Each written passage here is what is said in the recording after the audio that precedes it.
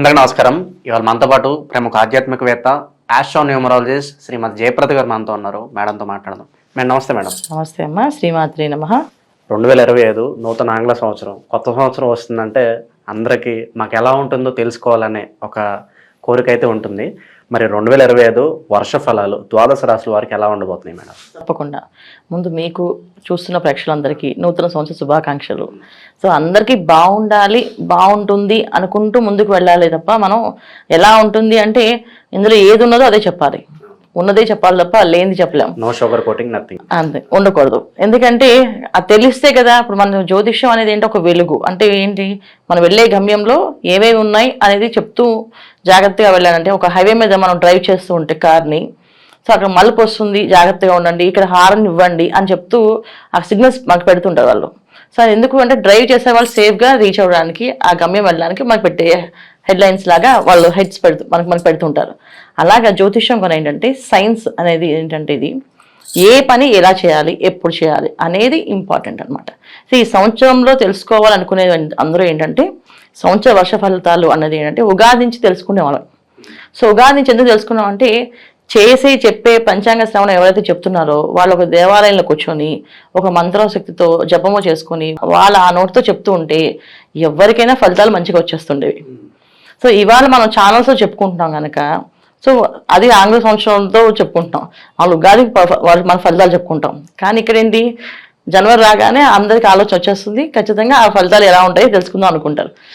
ఎప్పుడైతే ఈ ఫలితాలు తెలుసుకుందాం అనుకుంటున్నారో వీళ్ళందరికీ ఏంటంటే కొన్ని విషయాల్లో బాగుంటుంది, కొన్ని రాసుల వాళ్ళకి, కొన్ని రాసులకి కొన్ని ఇబ్బందులు ఉన్నాయి.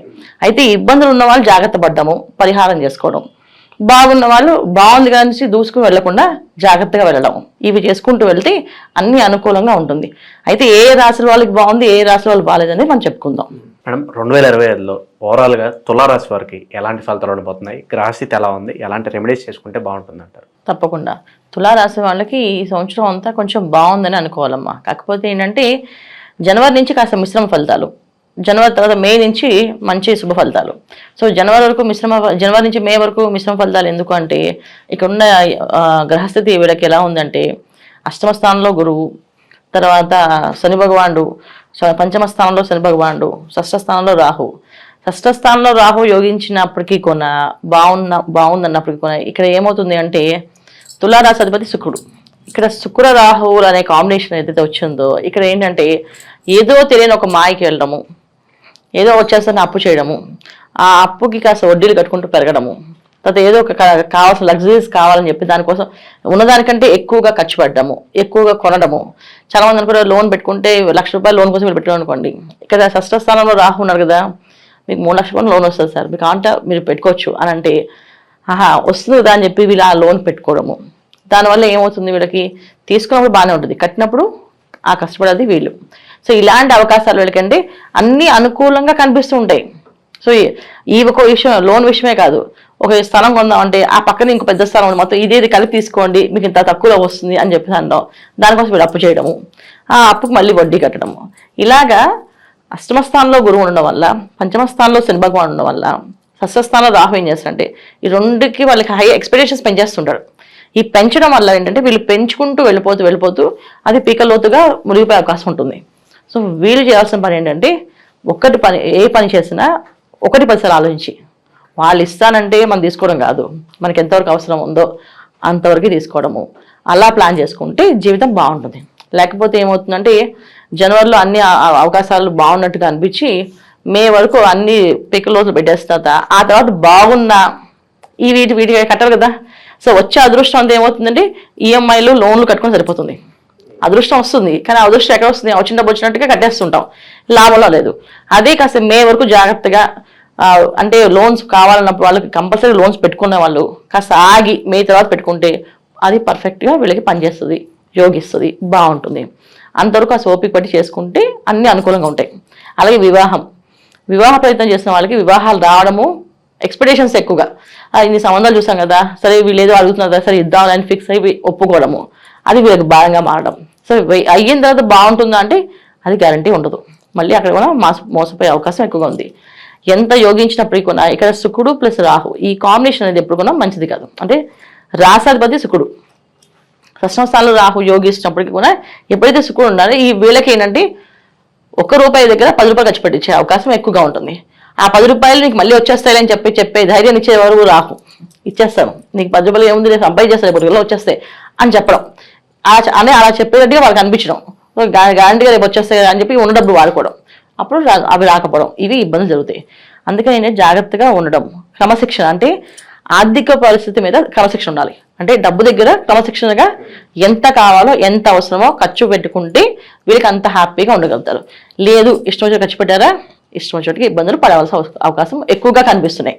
అందుకని వీళ్ళు చేయాల్సిన తులారాశి వాళ్ళు ఆర్థికమైన పరమైన ఇబ్బందులు ఏవైతే ఉన్నాయో దాన్ని ఎదుర్కోవాల్సిన పరిస్థితి వచ్చినప్పుడు జాగ్రత్త పడితే అవి అసలు ఆ పరిస్థితి రాదు. పడకపోతే ఇంకా మా ఆర్థిక పరిస్థితి బాగుండదు. ఇవి జరుగుతున్నాయి. ఇంకా వివాహ విషయంలో ప్రయత్నాలు కూడా మే తర్వాత చేస్తే అనుకూలంగా ఉంటుంది.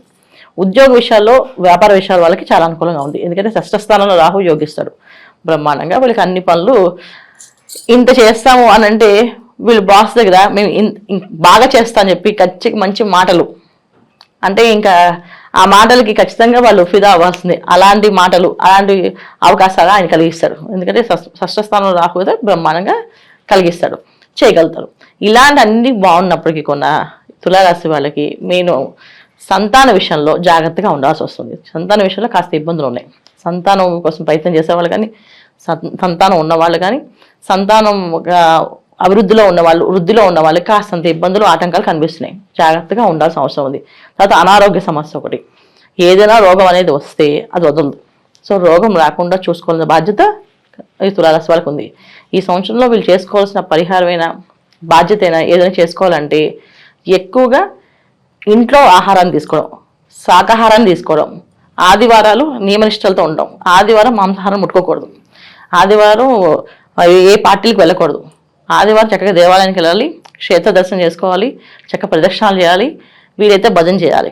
ఇలా చేసుకుంటూ వెళితే అనారోగ్య సమస్య అనేది రాదు. రోగం అనేది వస్తే అది వదలదు వెళ్ళి. ఆ రోగం రాకుండా మనం బాధ్యతగా ఉంటే ఖచ్చితంగా ఇబ్బంది లేకుండా బయటపడతారు. లేకపోతే తులారాశి వాళ్ళకి అన్ని బాగున్నప్పటికీ కూడా అనారోగ్య సమస్య అనేది ఉంది, జాగ్రత్త అది వెంటాడుతుంది. అది జాగ్రత్త పడాలి.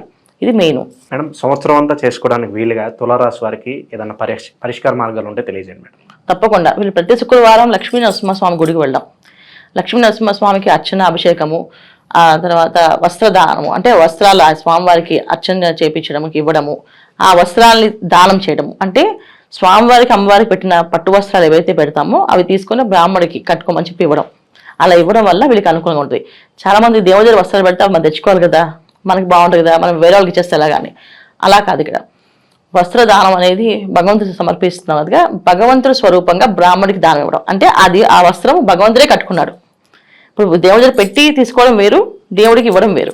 సో దేవుడికి ఇవ్వాలంటే దేవుడికి కట్టడము, వస్త్రాన్ని కట్టడము. సో కట్టి వాళ్ళు ఏం చేస్తారు, మళ్ళీ దాన్ని ఆక్షలో పెట్టి అమ్మేస్తారు. అదే వస్త్రం పెట్టిన తర్వాత అక్కడున్న బ్రాహ్మడికి ఇచ్చి ఈ వస్త్రాలు మీరు కట్టుకోండి స్వామి అని చెప్తే భగవంతుడికి సమర్పించినట్టు వస్తుంది. సో అందుకని ఏదైనా వస్త్ర పూజ చేస్తే ఆ వస్త్రదానం అక్కడ బ్రాహ్మణులకి ఇవ్వడము, ఇది చేసుకుంటూ ఈ లక్ష్మీ నరసింహస్వామి దర్శనం చేసుకోవడం, లక్ష్మీ నరసింహస్వామి గుడికి వెళ్ళడము. లక్ష్మీ నరసింహస్వామి క్షేత్రాలు అహోబిలం దగ్గరున్న వాళ్ళు ఎక్కడైనా పానకాల నరసింహస్వామి గుడికి వెళ్ళొచ్చు, అహోబిలం వెళ్ళొచ్చు, సింహాచలం వెళ్ళొచ్చు. ఏ ఊర్లో నరసింహస్వామి క్షేత్రం దగ్గరగా ఉందో వాళ్ళు అక్కడ ఆ ప్రాంతాల వాళ్ళు చక్కగా వెళ్ళి ప్రదక్షిణాలు చేయడము, అక్కడ స్వామివారికి ఆచారం ఏదైతే ఉందో అది చేయించుకోవడము. అంటే ఒక్కొక్క స్వామి పానకాల నరసింహస్వామి దగ్గర పానకం ఇచ్చి అభిషేకం చేయించుకోవడం, అలా చేయించుకోవడం. ఎక్కడెక్కడ ఏది ఉందో అహోబిలంలో హోమం బాగా చేస్తారు, చాలా విశేషంగా చేస్తారు. ఆ హోమం ఉన్న రోజు అంటే స్వాతి నక్షత్రం రోజు చేస్తారు హోమం. ఆ రోజు వీళ్ళు ఆ హోమం టైంకి వెళ్ళడము, ఆ హోమం టికెట్ తీసుకొని హోమంలో కూర్చోవడం, అనుకున్న ఏదైనా అనుకుంటే ఆ కోరికలు ఆయన దగ్గర చెప్పడము, అలా అన్ని అనుకూలంగా జరిగే అవకాశం ఎక్కువ ఉంది. సో ఈ సంవత్సరం అంతా వీళ్ళు ఆరాధించాల్సిన దైవాన్ని లక్ష్మీ నరసింహస్వామి, ఇది పూజ చేసుకోవాలి. ఇంటి దేవతలు, గ్రామ దేవతలు ఇవన్నీ చేసుకోవచ్చు, ఇవి చేయొద్దని కాదు. వాటితో పాటు ఈ సంవత్సరం అంతా ఆరాధించాల్సిన దేవుడు ఎవరైతే ఉన్నారో వీళ్ళకి లక్ష్మీ నరసింహస్వామి చేసుకోవాలి. అలా 2025లో ఓవరాల్గా తులారాశి వారికి ఎలాంటి ఫలితాలు ఉంటాయి, అలాగే చేసుకోవాల్సిన పరిహారాలు తెలియజేసినందుకు ధన్యవాదాలు మేడం. నమస్తే అండి. శ్రీమాత్రే నమః.